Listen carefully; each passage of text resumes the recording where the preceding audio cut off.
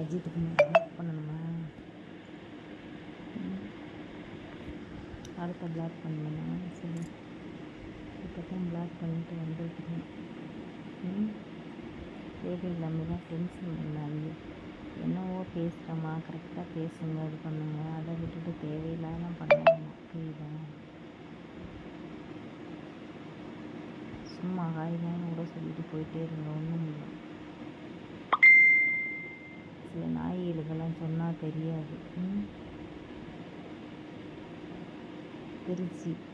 திருச்சிராப்பள்ளி இப்படி நாய்களுக்கெல்லாம் சில பிச்சைக்கார நாய்களுக்கு வந்து என்ன சொல்கிறதுனா கீழ்த்தரமான நாய்கள்.